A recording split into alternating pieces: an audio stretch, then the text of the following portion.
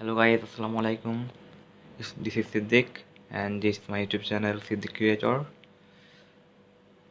অনেকদিন পরে আজকে একটা ছোট ভিডিও বানাচ্ছি। তো আজকের ভিডিওটা হচ্ছে এই কিছু জিনিসপাতি দেখানোর জন্য।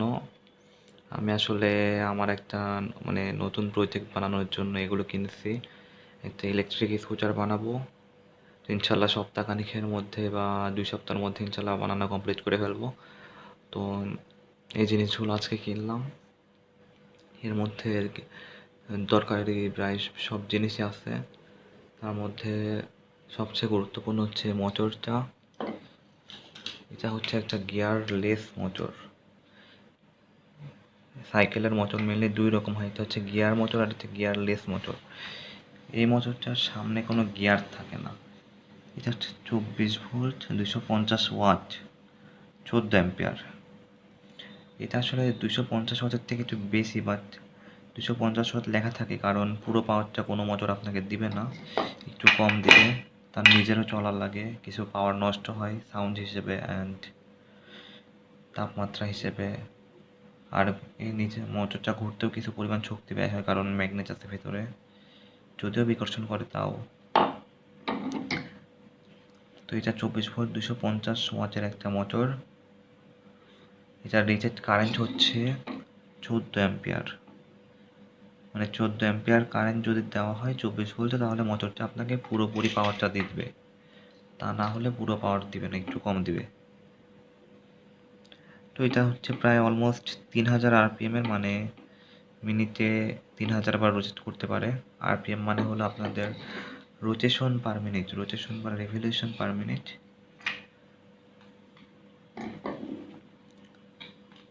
হাতে কাটা দেখে কিছু মনে করেন না, বাইক নিয়ে এক্সটেন্ড করছিলাম তাই একটু কাটে গেছে। যাই হোক, তারপরে আমাদের সেকেন্ড আইটেমটা হচ্ছে, এটাকে বলা হয় ইলেকট্রিক কাট অফ ব্রেক। এখানে দেখছেন যে নর্মালি ব্রেকের জন্য একটা জায়গা আছে আর এখানে একটা নতুন তার আছে আলাদা করে, এক্সট্রা করে। তো এই ব্রেকটার কাজ হলো, এটা কন্ট্রোলারের সাথে কানেক্টেড থাকে। আর সাপোজ আপনি ব্রেক করছেন, ব্রেক করার সময় অনেক সময় দেখা যায় কি যে ব্রেক করে আসেন, পিক আপটাও ধরে আসেন। তো এই সিচুয়েশনে মোটরটা অনেক সময় পড়ে যেতে পারে। বাট যেহেতু এটা কাট অফ ব্রেক, এটার কাজ হচ্ছে কন্ট্রোলারের সাথে মোটরের কানেকশনটা কাট করে দাও। এই ব্রেকটা ধরলে মোটরে যতই আপনি পিক আপ ধরে রাখেন না কেন, মোটর কোনো কাজ করবে না, বন্ধ হয়ে যাবে। তো এটা খুবই দরকারি একটা জিনিস। তারপরে এটা হচ্ছে আমাদের হর্ন। এটা বাইকের হর্ন, 100 টাকা দাম। দেন আছে আমাদের হচ্ছে কিছু লাইট, এটা লাল কালারের। আমি একটু জ্বালাই দেখাচ্ছি আপনাদেরকে। একটা ব্যাটারি নিয়ে নিলাম। তো এখানে প্লাস মাইনাস আছে, এই যে এটা গেল মাইনাস, যাইতে চাচ্ছে না, দেন মাইনাস।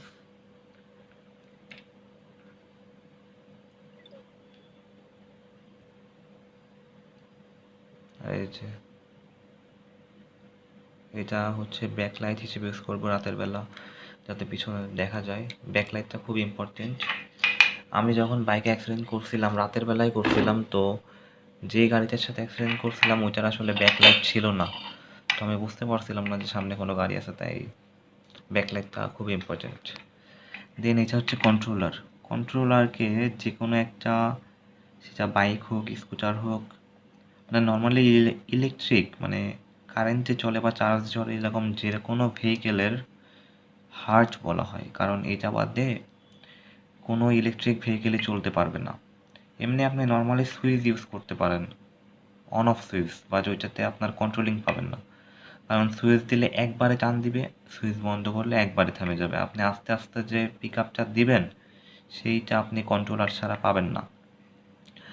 আরেকটা অপশন আছে, সেটা হচ্ছে আপনারা অনেকে কর্ডলেস ড্রিল মেশিন দেখছেন, সেটার মধ্যে একটা পুশ সুইচ থাকে। ওই সুইচটা হচ্ছে আপনার যত পুশ করা যায় ততবারই ড্রিল মেশিনের মধ্যে, কারেন্টের ড্রিল মেশিনের মধ্যে থাকে।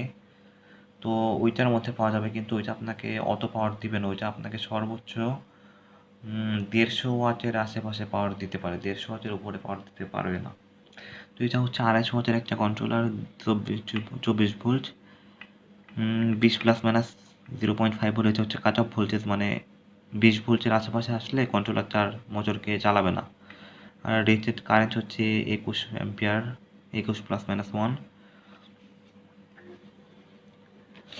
আর এই যে এটা হচ্ছে আমাদের হেডলাইটটাও চালাই দেখা দিচ্ছি। আজকের ভিডিওতে তেমন কিছুই না, জাস্ট এই টুকটাক একটু জিনিসপত্র দেখাবো আপনাদেরকে, তাছাড়া আর কিছু না।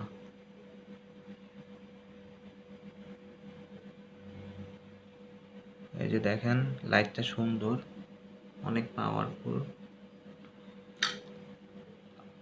8টা লাইট আছে। এটা নিয়েছিল 100 কয় টাকা জানি মনে নাই। তারপরে এটা হচ্ছে আপনার বাইকের সেলফ আছে না, সেলফ মোটর যেটা দিয়ে স্টার্ট হয়, এটা হচ্ছে ইঞ্জিনের ভিতরে থাকে, ওই গিয়ারটা 32 জাতের। টাইমিং পুলি বলা হয়, আর এটাকে বলা হয় টাইমিং চেন। এটা ওই মোটর আর গিয়ারটার মাঝে থাকে, মানে চালানোর জন্য আর কি। তারপরে এই হচ্ছে চার্জার, এটা 12 ভোল্ট 5 অ্যাম্পিয়ারের চার্জার। আমি 24 ভোল্টের চার্জার পাচ্ছিলাম না, তাই 12 ভোল্টের 2টা চার্জার নিচ্ছে। এগুলো আমার 550 টাকা করে পড়ছে এক একটা। এখানে কুলিং ফ্যান লাগানো আছে যেটা চার্জারকে ঠান্ডা করবে। তারপরে এখানে আছে পিক আপ, যেটাকে অ্যাক্সেলারেটর বলা হয়, পিক আপ বলা হয়, অনেকে অনেক কিছু বলে, থ্রোটল বলে। এটা যত ঘোরাবেন তত স্পিড বাড়বে, মোটর তত জোরে রান করবে। তো এটাই হচ্ছে পিক আপের কাজ। আর এখানে একটা হর্নের সুইচ আছে, বাট এটা দিয়ে হর্ন বাজে না, মানে আমি কখনো বাজাইতে পারিনি আর কি। তারপরে একটা স্ট্যান্ড আছে, স্ট্যান্ডের নিচে আরেকটা পার্ট ছিল, ওইটা খুলে ফেলছি, কারণ এত বড় স্ট্যান্ড সাইকেলে লাগে, এত বড় স্ট্যান্ড যে স্কুটারে লাগবে না, যেহেতু আমার স্কুটারের চাকা ছোট হবে। তারপরে এখানে আছে মোট 4টা ব্যাটারি, দেখতে পারতেছেন, 1 2 3 4টা। এগুলো হলো 12 ভোল্ট 9 অ্যাম্পিয়ারের ব্যাটারি। আমি 12 ভোল্ট 12 অ্যাম্পিয়ার খুঁজতেছিলাম, পাইছিলামও, দোকানে পাইছিলাম না, দারাজে পাইছিলাম, কিন্তু ওইখানে 12 অ্যাম্পিয়ারের ব্যাটারির দাম 2700 টাকা চাইছিল। এক জায়গায় দেখলাম 2700 টাকা, আর এক জায়গায় 2900 টাকা। যেখানে 30 অ্যাম্পিয়ারের ব্যাটারি পাওয়া যায় হচ্ছে আপনার 4000 টাকার একটু কমে। মানে রেটটা কাস্টমার বুঝে, দোকানদাররা ইউজ করে, মানে দেয় আর কি, যার কাছ থেকে যেরকম নিতে পারে। কোথাও 4200 টাকা বলে, আমি যে দোকান থেকে কিনি ওইখানে 3800 টাকা করে চাই। আমি আবার রেগুলার নেই, তো ওইখানে একটু কম নেয়, 3700 টাকা নেয়। তো এটা হচ্ছে আমার ব্যাটারিটা, 4টা ব্যাটারি আছে, সেম 4টা ব্যাটারি 12 ভোল্ট 9 অ্যাম্পিয়ারের। এর মধ্যে 2টা করে যাবে হচ্ছে আপনার প্যারালালে। আর প্যারালাল যাওয়ার পরে হচ্ছে প্যারালালে আপনার ভোল্টটা সেম থাকবে, বাট অ্যাম্পিয়ারটা বেড়ে যাবে। মানে হচ্ছে 12 ভোল্টই থাকবে, আর অ্যাম্পিয়ার হবে 18। মানে আপনার এই দুটা যাবে প্যারালালে, এই দুটা যদি প্যারালালে যায়, ওই দুইটা আবার যাবে প্যারালালে। এই দুইটা মিলে হবে 12 ভোল্ট 18 অ্যাম্পিয়ার, এই দুইটা মিলে হবে 12 ভোল্ট 18 অ্যাম্পিয়ার।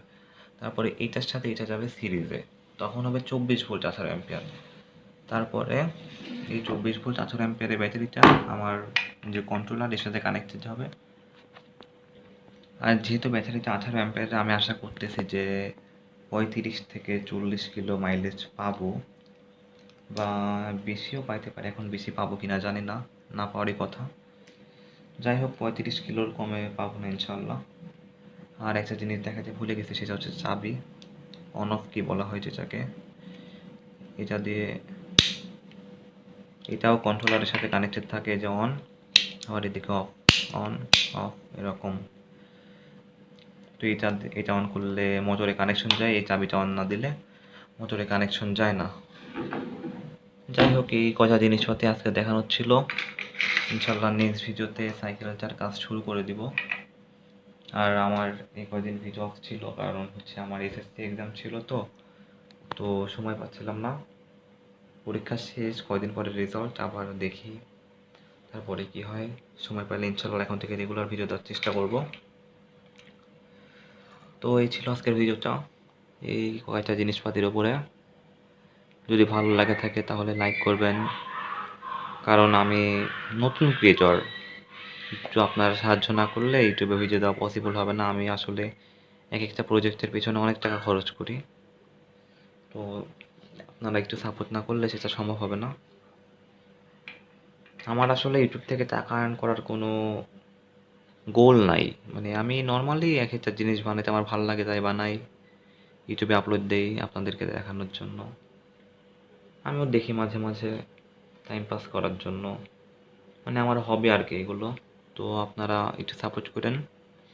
ভিডিওটা ভালো লাগলে আর যদি কিছু শিখতে পারেন, নতুন কিছু জানতে পারেন তাইলে দয়া করে লাইক করেন একটা। মন চাইলে শেয়ার করে দিয়েন আর দয়া যদি চ্যানেলে নতুন হয়ে থাকেন তাহলে চ্যানেলটাকে সাবস্ক্রাইব করে দিয়েন আর বেল আইকনটা বাজিয়ে দিয়ে আমাদের পাশে থাকবেন। ধন্যবাদ সবাইকে। আবার দেখা হবে। আসসালামু আলাইকুম।